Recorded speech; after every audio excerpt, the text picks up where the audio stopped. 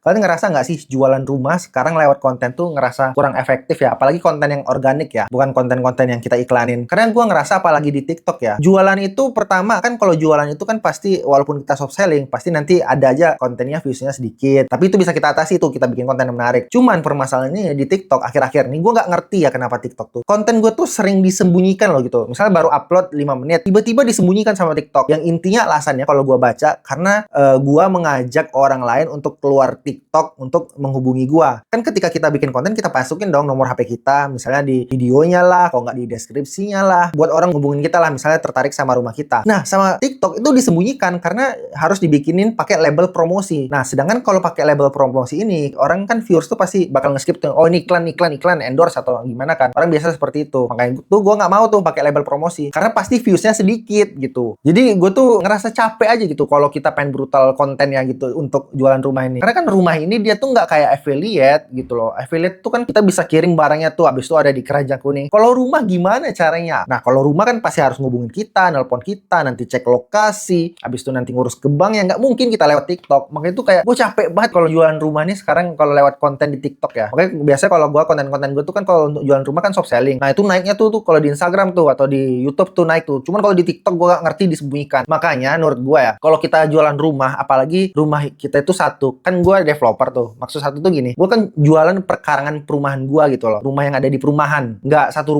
rumah yang beda-beda, tapi memang rumah gue sama semua, karena kan gue klaster gitu. Makanya kalau sekarang nih, menurut gue, kalau pengen jualan rumah, itu mending diiklankan deh. Memang kita pakai, misalnya kalau pengen di TikTok juga ya, kita pakai konten promosinya, habis itu kita iklankan, habis itu kita pasang juga iklan, misalnya kayak di Facebook Ads, atau di OLX, kayaknya itu lebih efektif. Karena pertama gini, kita nggak perlu bikin konten yang berkali-kali, dan yang kedua, konten itu kan kita bisa menargetkan tuh siapa aja viewers kita yang ada di daerah tertentu. Misalnya kalau gua waktu di Facebook tuh kan gua pasang iklan tuh di Facebook Marketplace. Gua pasang tuh lokasi yang di sekitar Simpang Sungai Duren lah. Jadi orang-orang yang pengen ngambil rumah nanti muncul tuh di Facebooknya atau di story Instagramnya. Oh, ini ada orang jualan rumah nih. Dan kita nggak capek gitu loh dengan bertarung sama algoritma gitu loh. Kan sosial media ini algoritma bisa aja berubah. Mungkin sekarang Instagram baik-baik aja nih, tiba-tiba dia kayak TikTok nanti. Aduh, gua nggak ngerti deh. Kalau dulu soalnya gua kan jualan perumahan gua juga lewat konten kan. Dan banyaklah orang yang beli rumah gua tuh karena konten gua. Tapi masalahnya sekarang konten-konten jualan rumah itu, apalagi yang naruh nomor telepon, walaupun nomor teleponnya udah diubah-ubah ya, misalnya 080 B33